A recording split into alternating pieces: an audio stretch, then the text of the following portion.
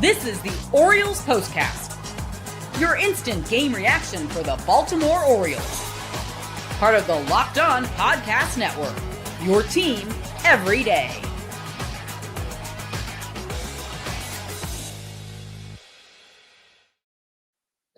Hard to really put into words what was at stake tonight.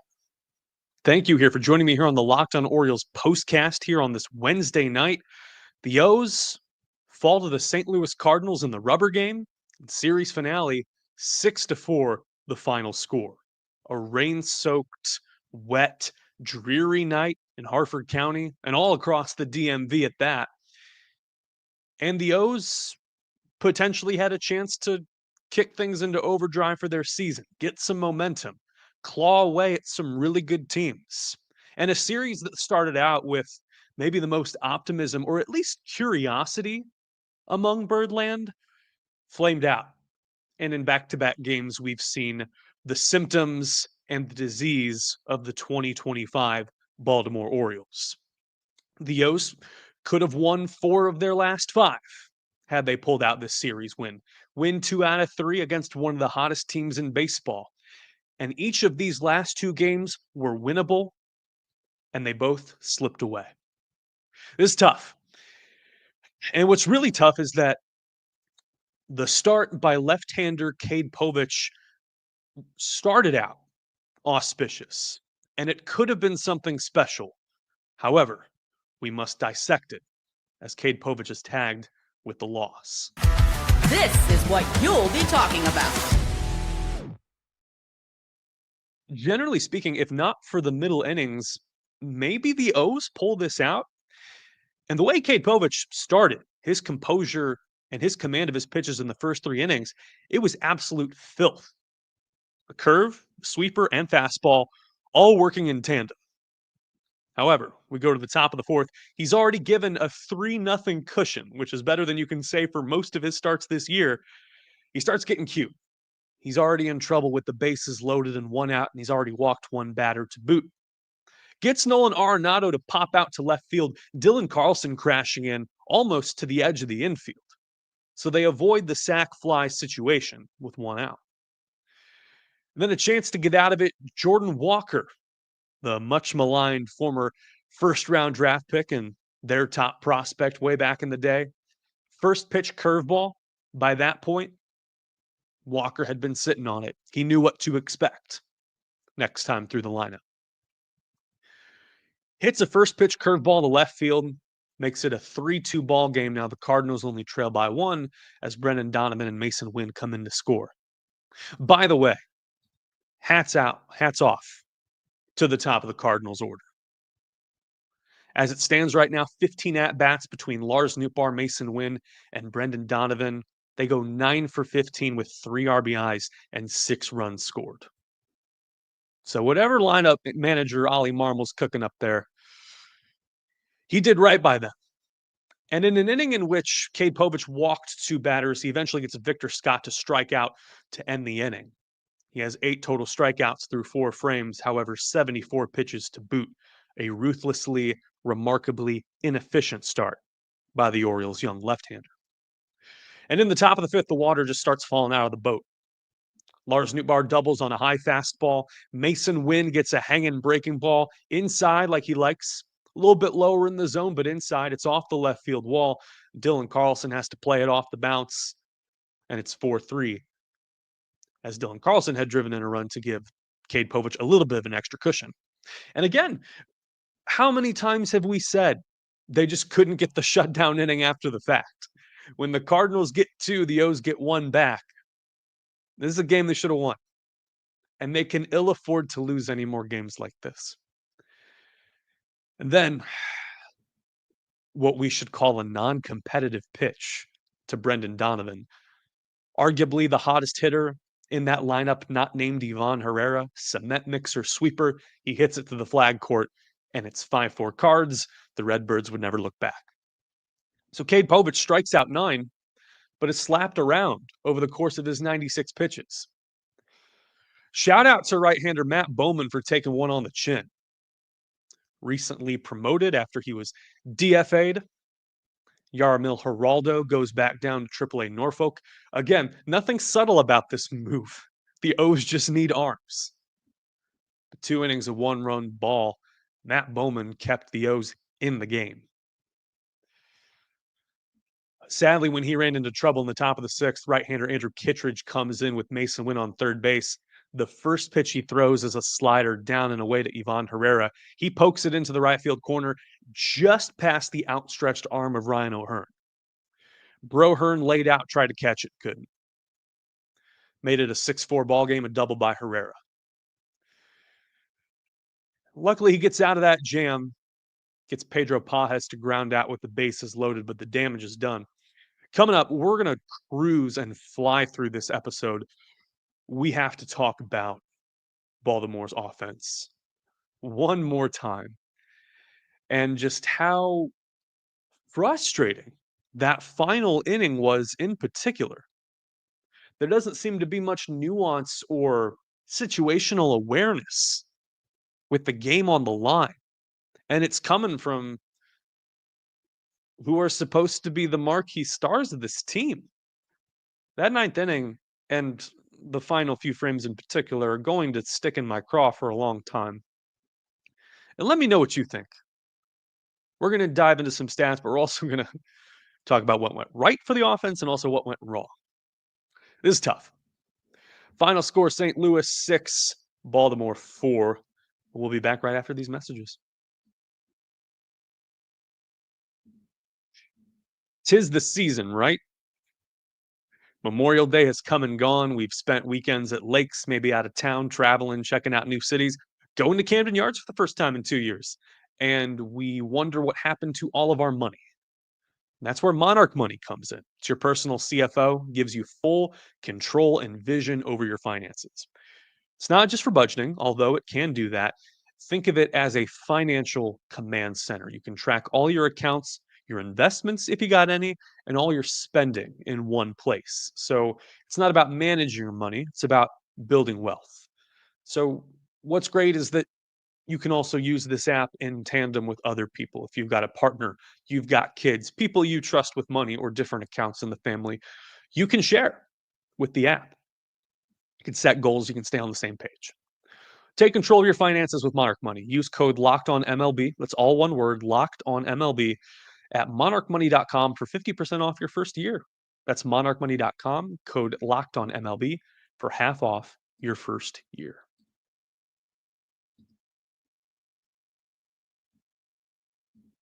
Do we dare go into the comment section? Maybe in a little bit. We got some time to kill. Again, thank you here for joining me live on YouTube. This is the Locked On Orioles postcast. My name is Luke. I'm your friend. Can't we all just get along? 6-4 the final, a loss in the rubber game to the St. Louis Cardinals. Get this, through the first 5 innings, the O's left at least one runner in scoring position with 2 outs. They did in the 9th as well.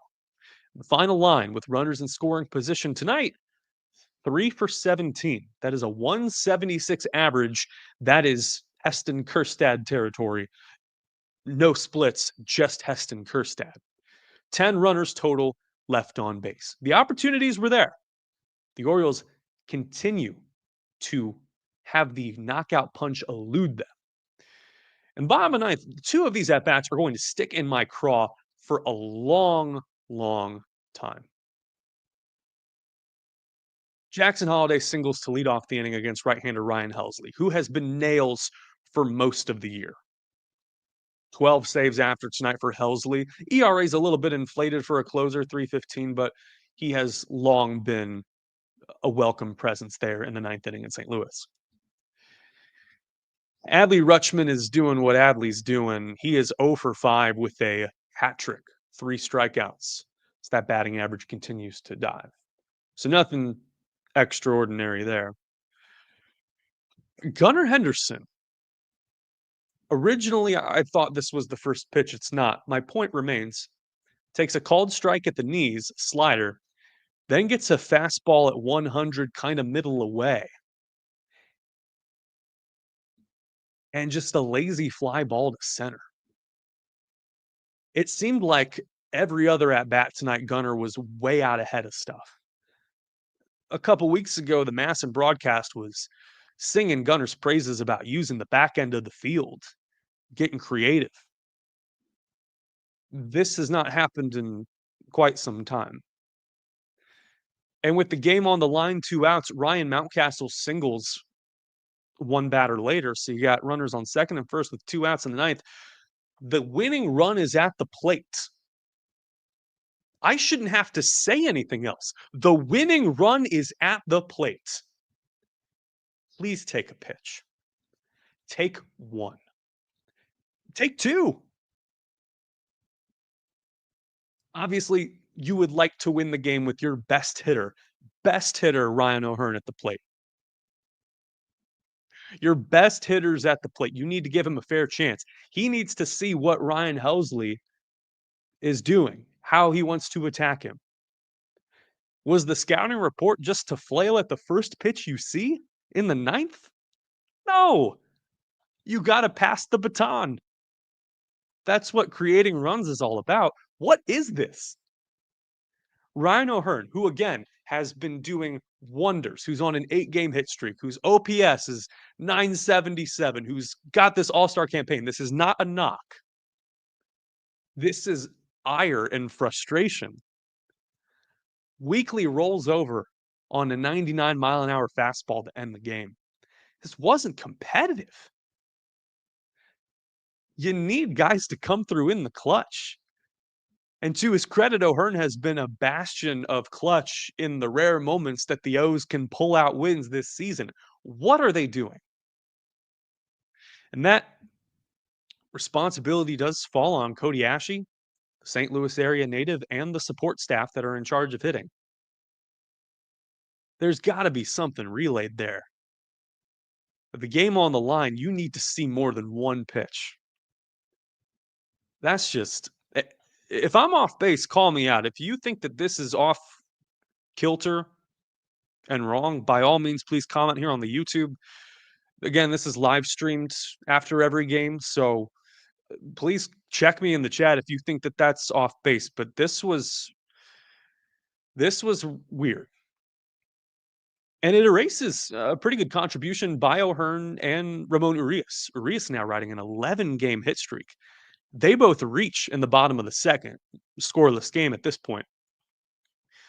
Cedric Mullins bunts to the third base side, bottom 2, no score. Right-hander Miles Michaelis, the starter's on the mound, comes off, kind of awkwardly stumbles, throws the ball on a bounce to first. Wilson Contreras doesn't catch that. If he did, likely would have gotten Cedric Mullins by a half step, but in the ensuing drop and recovery, Ryan O'Hearn scores. It's credited as a throwing error to Miles Michaelis, and it's a 1-0 game for the O's. Mullins steals second, originally called out, but overturned on video review. And Maverick Hanley putting bat to ball. RBI ground out up the middle, made it 2-0. And then Jackson Holliday in the clutch, hanging slider off of Michaelis. Hits a double to right field, and it's 3-0. Holliday had also led off the game with a double to left field on a curveball. Great pitch recognition against the Cardinal starter. And they booted Michaelis after 4 innings. They had a chance to penetrate this bullpen, do something real special. These last 2 games are just, the frustration is mounting. There have been uncompetitive games. There have been blowouts. There have been shutouts. There have been 1-run heartbreakers. There's been the 24-2 game or the Emmanuel Rivera giving up 8 runs in relief game. Like, there have been some pretty bad losses. And then there have been games that you just can't afford to give away. Dylan Carlson contributing, knocking in another run. Runners at the corners in the bottom of the 4. It's a hanging curveball to right field off of Michaelis. At some point, the O's got to get contribution on a consistent basis out of Gunnar Henderson and out of Adley Rutman. Gunner's been hot and cold. Adley's been hardly there. He's coming off of a dinger off his catcher's mask, kind of got nicked there. The O's danced around the C-word concussion. He had been on the bench the last couple of games. Cedric Mullins had been banged up. Not much information offered up after that, but Mullins appeared to be full go. you look at the bottom of this order, it actually performed better to its capacity than you get out of your 2 and 3 spots. So first and foremost, Gunnar Henderson got to start using the back end of the field. And whatever attitude's going on here, like, yeah, he should be frustrated, and he has made that known. There's that. That's fixable. There's nothing to be worked up about. Adley Rutman's got to go down in the lineup. Like, for someone you expect to play catcher 3-4 times a week, 5 likely, maybe best to not have him do up in the first frame or the first inning each game. This is gonna hamstring the O's a little bit. You got to rework the top of your lineup. Mountcastle has been hitting well at home. He's been slugging over 400 at home. That's a possible solution. The O's had runners on every inning until the 7th.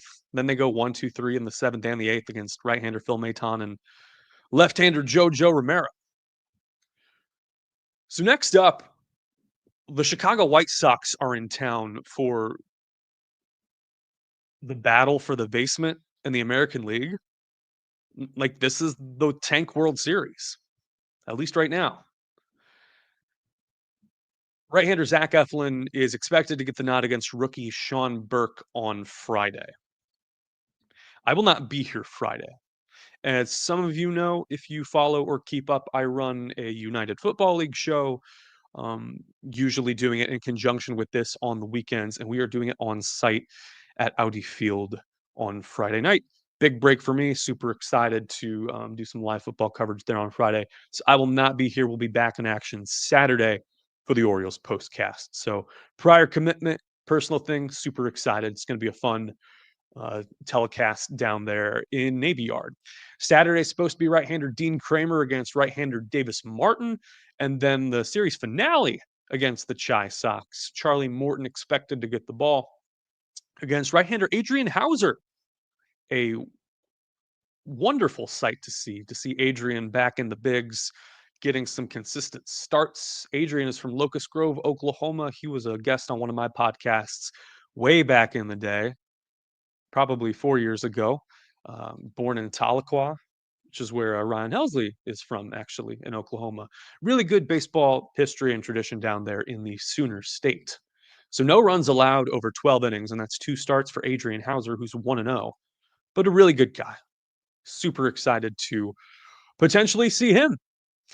All right. Let's take a look at the comment section before we sign off and call this one a good one. Eric Love does challenge me, and I think he's got a good point. He says about Gunnar, he disagrees. He's stepping up looking for a fastball. Got one right down the middle. I don't hate that swing. I don't think taking a strike down the middle and getting behind the count is better. You know, that is probably the better take. And for someone who has not shown the consistent ability to shorten up, that one, I can live with that one reflecting on it a little bit more. The O'Hearn one is, or maybe you are talking about O'Hearn, in which case I still have to disagree. The Gunner one, I think, is less offensive, especially given that you have more outs to play with. But I don't know. It's like, because that runner on second base doesn't really matter. So your job, bottom line, is to score. And that can take many different forms. You don't have to hit a home run there to win the game. There are many options and many routes that you can take to win that game. I don't think it's all on Ryan O'Hearn there. I think you got to see more than one pitch with the game on the line. Again, maybe it's the stakes and, the rare instances of high leverage spots that the O's have been in situations like this. Again, remember, they haven't won a game in which they've trailed after the 6th inning.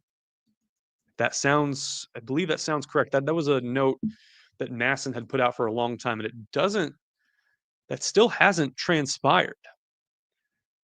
That extra innings win against Milwaukee might have been the case. Did they trail in that game? Let's take a look. Trying to think. No. Okay, actually, yeah, they were down 2-1 after 6 innings in that game. That sounds right. Looking up box scores from a week ago. Actually want to double check that. Yeah. Okay, so yeah. Scratch what I just said there. So maybe it's happened one time. All right. Okay. Ashton C says it's unfortunate that the O's backup players such as Hanley and Carlson have been performing well compared to our starters. And Maverick Hanley's hit tool is very limited. He has 2 hits in a little more than 20 at bats now in big league action. I can't say that I am head over heels about Chadwick Trump as well. They certainly they're kind of looking for warm bodies back there. And before anyone says it, Samuel Bisayio is not going to fix or save this team, and it would probably be counterproductive to have him up at this point. If you're in charge of player development for the Orioles or you're Mike Elias, you probably keep him down there. Maybe a cup of coffee when the season is officially toast and you're doing the post-mortem there. But, there was a good baseball mind. I believe he's with the Diamondbacks organization now. Jason McLeod was in charge of the Cubs player development for a long time, scouting director, and they usually wanted their hitters to get, when they were up at those higher echelons of minor league baseball, to get 120, 140 games, kind of the simulation of a full season at those levels before they try to test them at the major league level. Now, eventually they started rushing up players in that organization, and that's why I got, Nico Horner and Ian Happ off to, false starts to their career. Even Kyle Schwarber in Chicago as well. They handled that terribly. Like he could have been a legend there, and now you're seeing him be among the league leaders in home runs. All this to say, Samuel Bisayio probably benefits from being kept away from this team right now, and maybe you try this again in September. Krill-born Shrimp Tot, try saying that 5 times fast, says, "Go Defenders." Wrong. All right, everyone, we're calling it a night. I want to say thank you for watching here live on YouTube. If you're watching this on the replay, the day after, video on demand, we always love hearing from you. Leave a comment, any notes, things about the show. And if you're listening as well, I always seem to give listeners the short end of the stick. Sometimes we do show and tell on the show, and we do we show a bunch of things. I showed my crab dip hot dog the other day. Still a chance that we take the show on the road. Doesn't look optimistic, but we will keep you updated. As a reminder, and thank you, Milo Copeland, for the well wishes. It's very sweet of you. No show on Friday for the post game show. I will be out of commission. I will be at Audi Field. If you're there, come say hi. Until then, I wish you good night. Stay safe. We'll see you back here on Saturday, hopefully chatting it up about a couple of Orioles wins. Final score, St. Louis 6, Baltimore 4. Good night, everyone.